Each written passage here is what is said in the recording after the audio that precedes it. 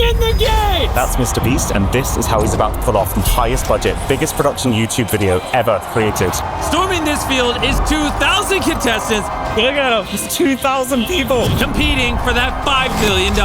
So how on earth do you run and record a competition show for this many people? And the biggest question, how much does it cost to pull all of this off? Well, it wasn't without some very real challenges, but one thing's for sure, from a technical perspective, this is absolutely insane. And I'm giving him all access to everything behind the scenes, from the cameras, the logistics, and he's gonna show it all to you. And also, that's $5 million real dollars. Don't rob me. So there are 4 challenges that the contestants are going to be going through. This is us just before the first. I gathered all the guards over here so you can test them. They're not supposed to show motion, basically just like mannequins. You guys are not supposed to speak. This feels mean. They're not gonna talk. But they are going to dance if you catch them after hours. That's right, ladies and gentlemen. That's not his real skin. Time for challenge 1, in which the contestants had to split up into 5 groups, and each group had to pull up a very heavy boulder as fast as they could. Every person in the losing team gets eliminated. I realize there's 2,000 contestants behind me shouting and screaming, but this is the coolest thing for me right now. So this structure right here has been custom built for this challenge to basically regulate the amount of pulling force required to lift that boulder. So the rope feeds through this contraption before it goes out to the contestants. And the way that it's weaved through on the inside determines how easy it is to pull. So just to give you an idea of how important this is, the Beast team originally set this mechanism up to require 32,000 newtons of pulling force. But it's only as they started to playtest it a few days before, with a whole extra crew of playtesters, by the way. It's moving a little bit. They realized 32,000 newtons is going to take people way too long for the challenge to be fun to watch. So just by weaving this rope through the contraption in a slightly different way, they could quickly lower the required pulling force to just 10,000. Oh, and also, this microphone here is sat there specifically to capture just the sound effect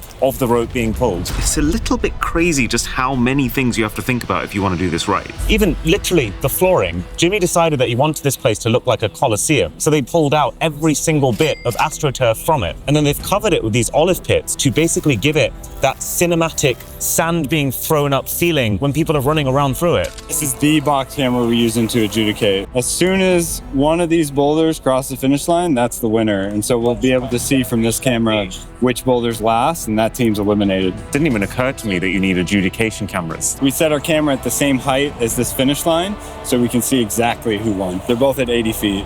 So every single contestant also has an NFC wristband that they're scanning to keep track of who's in the game and who's out of the game. When you're out, they'll know that you need to go out too. If you leave. We're not leaving. You're not leaving? We're not leaving. Okay. It took around 3 hours after revealing this first game before the thing actually kicked off. Partly to give the teams time to strategize, partly because everything takes longer than you expect when you're trying to organize this many people.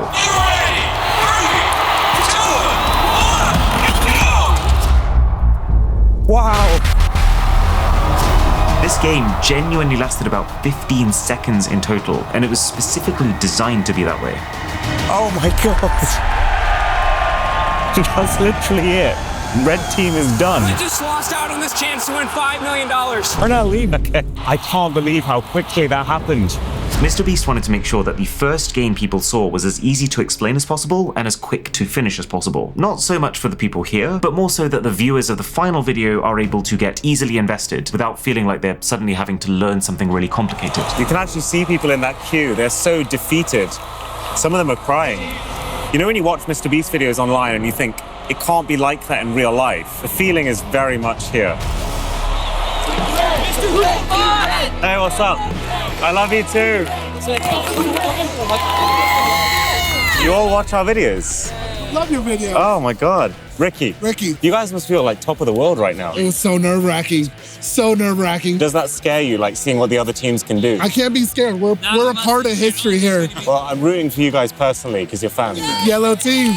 You heard that. Yellow team. Yellow team. Yep, I heard that. All right, yellow team for the win. And now, while we waited for game 2 to start, now felt like as good a time as any to head to the main camera room to see the belly of the beast. And while the camera team were out actually filming the show, who better to show us this room than Mr. Tariq? Since the last time I saw you, a lot has changed, from the equipment to how we go about things to the lighting. You've seen the scale of the projects. It has to be better. And Jimmy's not as particular about the cameras anymore. So he used to be really in the weeds with it. Now it's like, I trust. and I like it. So these are just the ground cameras. They'll be for talent. They'll be just for close-ups on any of the contestants, just like a grab and go, run and capture that moment. This is very rigged up. It's very rigged up, yeah. I noticed every single one of these cameras has a light on it. Darker images don't perform better retention-wise, at least is what we've learned. And then we have the time code here. It's just so we make sure everything is time-coded. Ah yes, the time code. So they bought one of these devices to plug into every camera on this shoot for one job. So whenever it goes to editing, they know exactly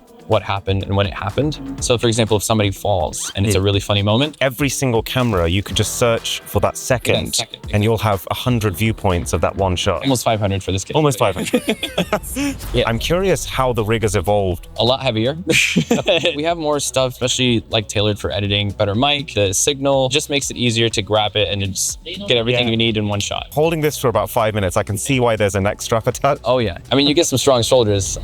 So that's the run and gun cameras. There's 28 of those and they are pretty high spec, totaling $100,000 in value. The only one of these that's a tiny bit different is MrBeast's personal camera rig, which has 2 lights on it instead of 1 to make him the brightest thing on screen so that your eyes are naturally drawn towards him. There's a whole cornucopia of lenses and they all have different purposes. You guys use GoPros a lot, but GoPros capture like a very different kind of shot to something like this. Is there a difference in what shots you use for what purpose? Emotional shots, we try to do telephoto. So we put somebody on the other side and just zoom in on their face as much as you can and then just kind of get that reaction. You'll see a lot of the most vulnerable, real moments on MrBeast videos being captured like this because the camera is so far away that the contestant isn't spotting it and so isn't acting for it. But that is far from the full suite of camera gear here. There's 35 Sony FX9 cinema cameras dotted all around the stadium to get the main wide fixed shots of the games. There's 10 pan tilt zoom or PTZ cameras, which are also fixed in place but can be remotely operated to control what they're looking at. 20 DJI Osmos for handing to the contestants to vlog certain sequences, since they are literally the easiest cameras to operate, all rounded off with 400, I kid you not, 400 GoPros. They use these because they're small enough to fit inside of things and also just blend into the background so they don't appear in the rest of the camera's shots. And that's not even factoring in all of the accessories like power banks for every single GoPro and also the proper flagship camera gear like the box cameras, the sky cameras and the whole army of drones, but we are getting to that. I noticed everyone's got delightful little nicknames for the different sections. And so hot and cold for this battery section, I assume hot means fully charged, cold means empty? Yes. It's exceptionally organized. You can tell this is someone's job to create this pile. Absolutely. Tariq then took us to Mac, who is the lead editor of the MrBeast team. Why he's so tall, man? He's all dressed up, he's tall, and he pulls me out when I'm in my underwear and I'm all short. Sticks me right on camera. I am not short. That's all we came here for. Yeah. And now that we'd established that Mac definitely isn't short, I thought, well, MrBeast videos are pretty much the most consistently highly viewed videos on the internet. So given how involved Mac is, especially in the intros of them, how do these guys make sure that they perfectly capture your attention at the start? The way we look at intros, basically just like a continuation of the thumbnail. Most people don't have YouTube Premium, right? Yeah. And so they'll click on a video, then they'll watch like a minute ad or 5-second ad and skip it, whatever they do. They will literally forget what they clicked on. So what kind of things have you thought about with this video specifically, the intro? We were thinking about basically flying camera back instead of flying camera forward. I want to see Jimmy's face. I want to see the $5 million cash prize. And I also want to communicate spectacle. The other thing I thought was really interesting about the intro shot is they filmed it on 2 separate occasions across 6 hours of time. Given that the intro is the single most important 10 seconds of the entire video, these guys actually set up and recorded the full thing once before any contestants had even arrived, when they had the time to make sure that they have one intro that they know works. But then once again, with all the contestants, just in case that take ends up having better energy. Is there a shortage of shirts? I just keep ripping them. I'm not this short. I'll tell you what isn't short, the amount of footage that these guys' editors have to get through. But there's a solution to that. We have the best editors in the world. If we have 10 hours of footage, it gets sunk. The assistant editors will take it down to 2 hours of what's usable. Like a really great editor, an editor that can do videos at this level, I can't find them anywhere. And so preserving them and preventing them from burning out as much as possible is like the name of the game. Thank you. Dude, you're a legend. I love your videos, by the way. Actually, your editors are really good. Don't get any ideas, man. You guys looking to jump ship? No, I'm just kidding. Right, let me take this off. We're going to call it for tonight after the first challenge. The timing on this is absolutely crazy. My brain is so fried, it doesn't feel like 3:42 a.m. Yeah. I guess there's fluorescent lighting all around the place. Can you see my face here, by the way? This is the face of a man who's been awake for nearly 24 hours because of the sudden decision change today to switch from day filming to night filming. In fact, scheduling just generally was easily one of the toughest parts of this shoot, because instead of the original plan of 2 days of filming, it actually ended up being 3 nights. Not to even mention the extra 3 days around those 3 nights that everyone involved in the shoot had to make sure they were always ready for. Not easy for anyone involved, contestants included. I'm just kind of used to it. Usually we end up filming deep into the night like this. At night, I can point lights and control where your focus is. During the day, you see everything. So I prefer to film at night. I mean, it's pretty brutal. Yeah. Rest up.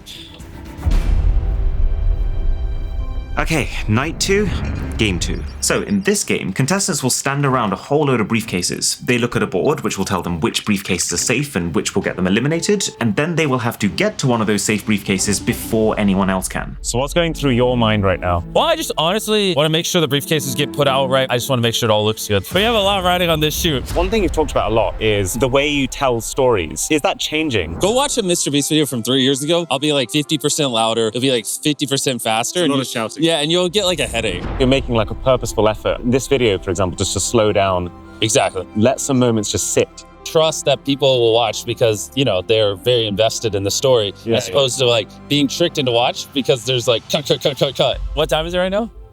It's only like 10, right? Actually, yeah, it's 9 p.m. Oh yeah, this is pretty early. This is great. It's like I actually should be awake right now, and that's crazy.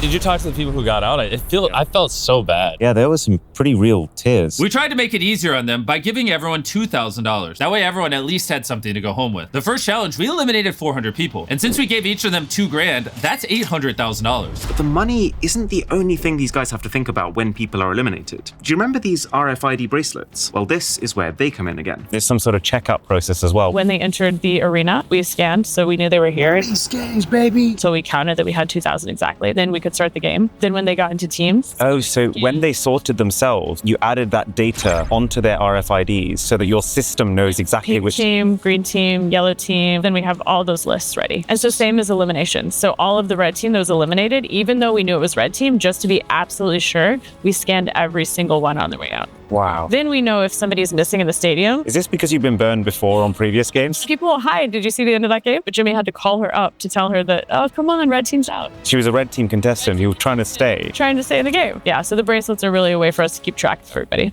Now, if you already thought the shoot was a complicated affair, you have not seen the start of it, because it was at this point that I was introduced to a whole new branch of the operation. This is Emily, and she is a story producer. Having all of us here and just taking notes of key moments that happen, little quotes we hear that would make good content, it just overall helps the post-production process. So the entire role of these guys is to look and to listen to what's happening on the field, to try and figure out what the story is going to be while the video is still being shot, so that by the time it ends up in the post-production editing stage, that team can be as efficient as possible. Part of the recruitment process, you ask people to send a 1-minute video of themselves, and you use that to judge their character and their energy. And so you're saying as part of that, you pick the top tier people, and you're like, you get a microphone. Yes, 40 contestants are mic'd up out of the 2,000. This board was the initial idea of who would get mic'd up. I think as they meet the people and as people like show their true selves on the field, they'll switch it out. This is absolutely crazy. This is movie investigation pinboard type vibe. Once people get eliminated, they'll re-mic other people. Obviously, like, things change and mics change. So like we have people designated to go out there and keep track of who gets re-mic'd, which helps us like tremendously during the post-production process. You've got heroes, villains, family, and then others. You've not just pegged people as being main characters, but you've pegged that they've got a personality trait that might make them a villain. Yes. So yeah, you can't predict the stories that will form, but you can predict the people who are most likely to form them. Those people are given the microphone. So that's fascinating. Are you listening to those people in real time? On the average Beast video, we'll have one person listening. So we have 6 people, and then I'm doing like visuals right now. Everyone gets 7 people to listen to, so that instead of listening to 40 people at once, you only have to listen to 7 people. So this is the live universal time code. Yes. And that's synced with all the cameras, so you know exactly what's shooting when. And then these are the notes the story editors are leaving. So this means that when the editors get the footage, it will not just automatically slot in at the exact time that each shot was actually taken, but they will also get all of this guiding information from the story producers, so they know specifically what to look for within those shots. Everything's been thought about. Yes. So that's where all the story producers hang out. This is basically Jimmy's private viewing suite. So, whoa. It's basically the same thing, but this room is specifically designed for Jimmy to come and have a kind of one glance view of every single thing that's happening, so he can give really quick feedback in between him being on camera. There's a lot of screens here. So there's 18 TVs in this one room. Quite impressed with the bezels on these as well. It almost looks like one continuous video wall. They're bringing out the briefcases for the next game. Should probably go.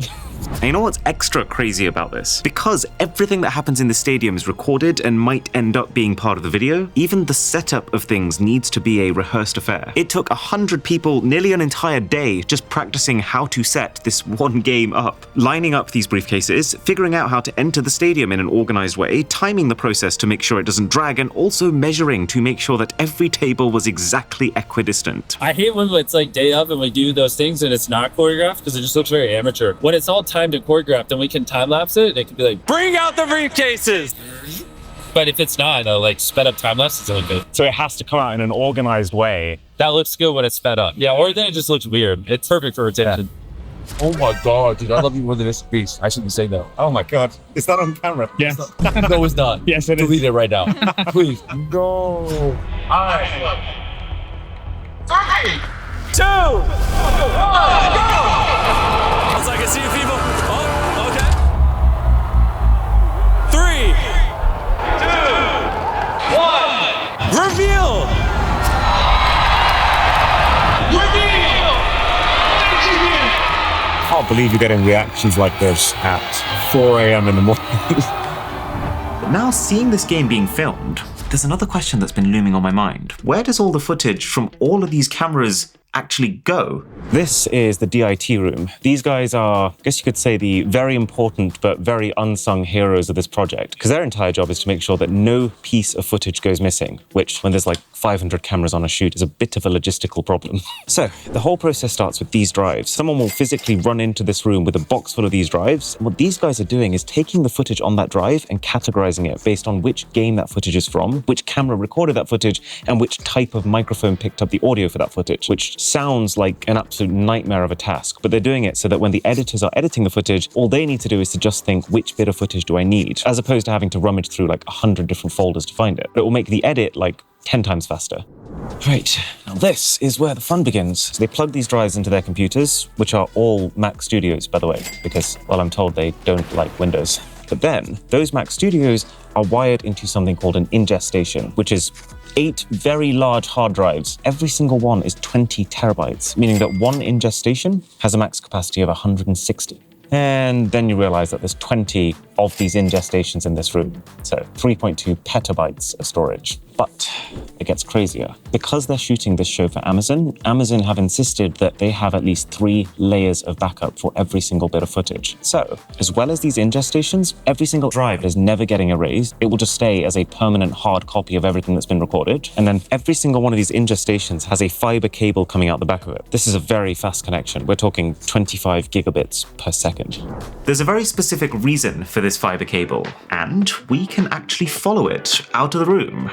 Way out of the room. Still going, still going, still going. And you follow that cable all the way around, and you end up with this, which is basically just one massive server.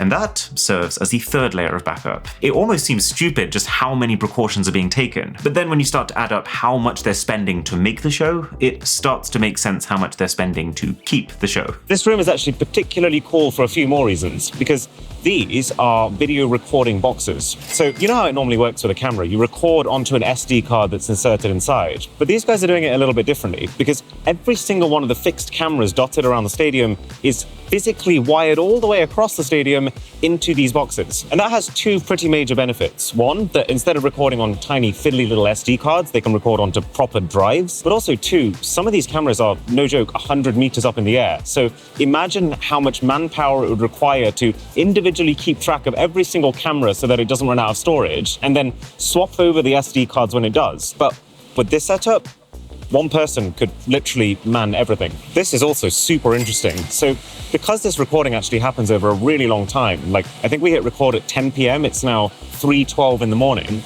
The lighting changes. So this guy over here is actually in real time adjusting the color temperature, the black levels, the saturation of the cameras to make sure that they stay consistent. Both as the time of day changes, but also between the many different types of cameras being used on the shoot. Because if you just left each one alone, they would all naturally take footage that looks slightly different to each other. This is the video router. So it's the box in which every single one of the video signals that you see comes through first to be able to be distributed to all these separate monitors. So long story short, if this box goes down, so does the entire video, which is why there's a 24/7 fan just blowing cool air at it. So do you remember the pan-tilt zoom cameras that we talked about earlier? Well, this room is also where those are being remotely operated from. And the beauty of these cameras is they allow you to follow the action. So let's say I find a disruption happening with these briefcases. I can find where that disruption is happening, and then I can just zoom in all the way onto that disruption. So it's allowing me from a distance to create these really stable cinematic sub-stories within the bigger story. That gets so close. You forget that the camera is positioned right on the very end of the stadium. It's just blowing my mind that all of this, like all of this, is the back end for one YouTube video. Just to be super clear, do not GO until I actually say the word GO. He's our guy. Look up at the screen. All right, there you go. Oh, actually, I said it. You're right. Whoops. Oh my God. I messed up, but hey. I think he's picked a losing one. Some of these have to be great. How are you feeling? Nervous. Yeah, I can see it on your face. Is it you versus every single person around you? Yeah, everyone thinks I'm out. Really? Oh, man. Yeah. How will you feel if you are? It's fine. It's my dad's birthday today. Is that worth losing $5 million? No. It's literally called Rick E.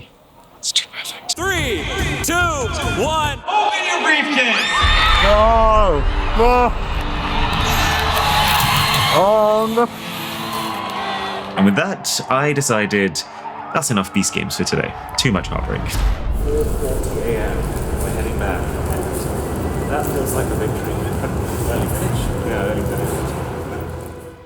The time had come. It was time for the third, final, and most chaotic night of all. Starting with the flag game, where all contestants are going to line up on one side of the field, and each round a varying number of flags are brought into the middle. Contestants have to decide which round they're going to make a run for it, and when they do, they have to make sure they grab a flag while they're at it, or they're out, knowing that in total there aren't going to be enough flags for every player. We're gonna make the first like 2 or 3 like really easy so they get it, and then after that, I mean, we're gonna do dozens of rounds. I want you guys to be super dumb. Is there a dominant strategy, you think? There's a lot of strategy to this. I would probably pick one quadrant and just be like, well, there's a flag here. I'm going no matter what. I'm going no matter what. I like really try to talk everyone around you out of it. It was also at this point that I managed to get hold of something that you never really get to see. So these are pre-visualizations of the Amazon thumbnail.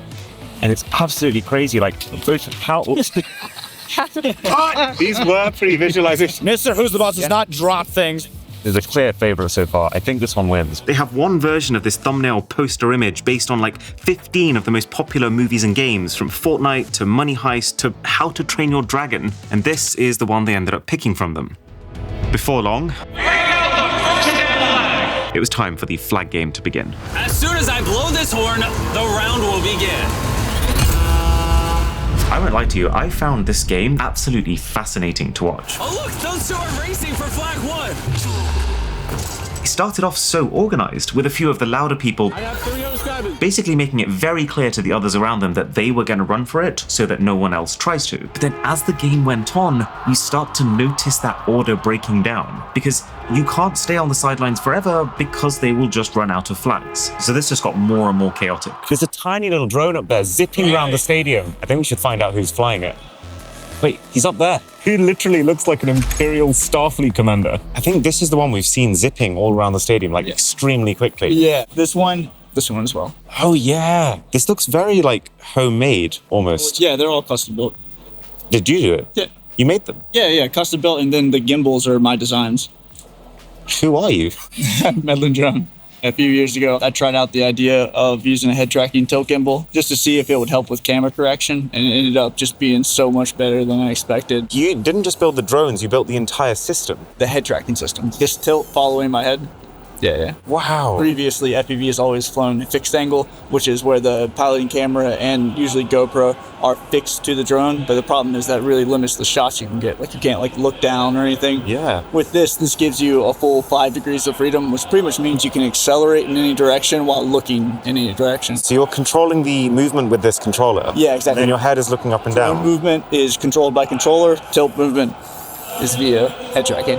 There's 2 cameras here. One is the GoPro itself. One is down here. What is that doing? So this is our piloting cam. This is what I'm seeing in my goggles. And then this is our recording cam. Of course, right, because you can't stream directly to GoPro. Yeah, exactly. That is absolutely incredible. So this compared to like the big Skycam that's overhead, what's the perk of this?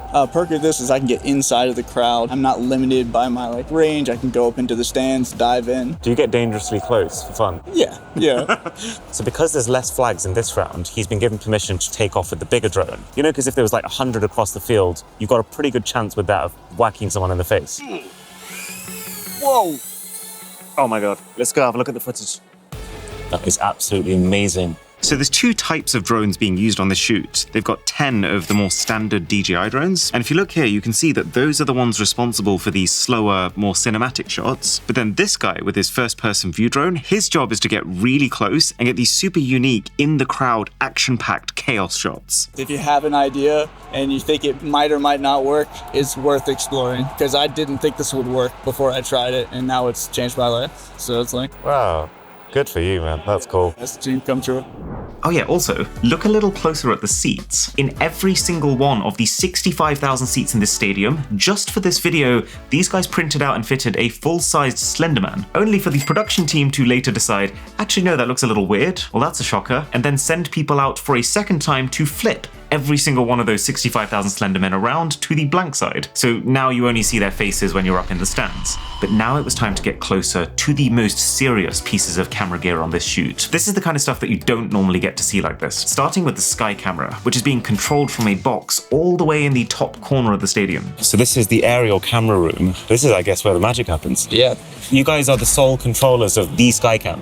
Yeah. Got the pilot right here. I move the camera rig in space, up, down, left, right.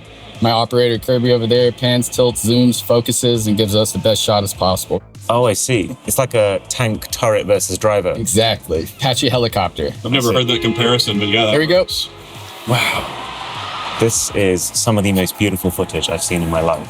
What makes this different to a drone? Safer, it can't ever fall out of the air and hit anybody. We have a larger camera, larger sensor, larger lens, so we can create a little bit better image than most drones can. Explain to me what's happening on this computer. This is our fly space. I can always glance at that and know I'm 56 feet above the turf here. Is that important because you're trying to stay out of the way of other cameras and their shots? And exactly. Yeah. So the coordinates that we use when we first get here, we build that fly space, and I can put walls, barriers, obstacles to keep us safe from hitting stuff. So for instance, the boulder structure over there, I have a wall right here. These yellow ones are ramps, so we can go up into the sets and not run right into the pile of money. Yeah. And so the camera will now do that automatically now that you've set those constraints. Indeed. So when you go from green to yellow, it will automatically lift if it's too low. That's right. Wow, that's a smart bit of kit. And this is fascinating watching you two guys talk to each other because you're both controlling different parts of this camera. Are you telepathic? We've done enough games together that we kind of think along the same wavelength. If he's flying a certain direction, I know what kind of look is possible from that angle that he's got the rig physically at. So then I just pan or tilt, zoom, whatever, and it makes the shot look good. It's like good dance partners. The longer they've been dancing together, the better they can read what the other one's about to do. You two would kill it on a dance floor. So I'm seeing something and it's upsetting me a little bit. Are you recording in 1080p? No, they are receiving 4K. Just 1080p to the monitors so that the throughput is limited. This is just for us. Because that would be a massive waste. Yes. Indeed it would. Indeed it would. I'm so relieved. But it's easy to forget, this show isn't just about filming a video. It's a very real tournament with very real stakes. So as you've had a taste of earlier, these guys also have to make sure that there are proper systems in place for adjudication. So anytime two contestants think that they're the ones who touched a flag first, there's a whole squadron of staff who have to run to that big DIT storage room. They have to take the drives that have the footage on, they have to run them back to the stadium, and then go through that footage from several of the fixed cameras, frame by frame, until each dispute is resolved. His hand grabs it first. Yeah. The guy on the right would be the one that Has possession. This guy, yeah. This is stuff you don't see in the final MrBeast video, but there are disputes literally every round of every game, and you can't move on to the next one until each one is resolved, which, as you can imagine, is another reason why there is so much waiting around when you're on set. But also, do you notice how every single person working here is wearing a headset? Well, each of those is connected to one of these, called a Bolero, which basically allows you to talk to any other person in the stadium immediately without even needing to dial a phone number. It's a version of like a walkie/telephone. So you've got a walkie, which normally you talk one at a time. This is kind of like that, but I can talk over you. This gets rid of the whole over and out, Roger. Yes. They're called comms or PLs, which stands for party line, which is a throwback to early phone lines when you'd have a whole neighborhood or a whole group of people. They're all on the same phone number. Like on your pack here, all the camera guys are on that button. So it's one button to talk to everyone who's been assigned as a camera. Everyone who has that button. We also do a lot of like deployment of antennas. There's one right there. So those are all over the venue. And you guys have installed these all yourselves? Yeah, our group of 5 guys here. So you basically created your own mobile phone network inside the stadium? Yeah. Just for this one video? And that's a wrap on Game 3. And since the team were also determined to not let this go on for another day, it was very rapidly time to set up for the final game. Well, I say very rapidly. Like I said earlier, everything does take way longer than you think. But, you know, it took 3 hours to get everything for this game into position instead of 24. So this final game, which is the game that determines who ends up making it to the main Amazon Prime show, is a bit of a returning classic on the MrBeast channel. This is Last to Leave. So contestants split into teams, and each team stands on a pillar, except they're not really teams, because MrBeast will then offer bribes of an increasing value until someone in one of those pillars jumps off, accepts the money for themselves, and condemns the rest of their team to lose. By the end of this challenge, one of you will backstab your entire team. And to see this game in action, we headed to one of the box cameras. Wow. Look at that thing. When you're on the ground, it all feels like chaos, but from up here, you can see the action in a very different way. So we've been told that this guy is apparently planning to sabotage the entire event. And so the story producers have let this trained operator of the box cam know that, and so he is staying locked onto this guy like a hawk, waiting to see what he does. Just to try and convey the gravity of this piece of technology, this is a 16mm to 35mm lens, which basically means you can go ultra wide at 16mm or decently zoomed in at 35. But this camera right here is 8.4mm to 832. These are absolutely bonkers numbers, like the kind of numbers that allow you to view the entire stadium in one shot or go all the way to someone's face who's standing on the opposite side of it. And so the total price of one of these bad boys, $100,000 each, and there's 8 of them. The final game begins. Reveal what the first prize will be. It'll be $5,000. There's no takers. He's going to have to up the stake. I'll give you 50 grand. Oh! Hasn't started yet. The second he announced it, absolute carnage. Didn't start the timer yet. Oh my gosh. No, because the timer hadn't started yet.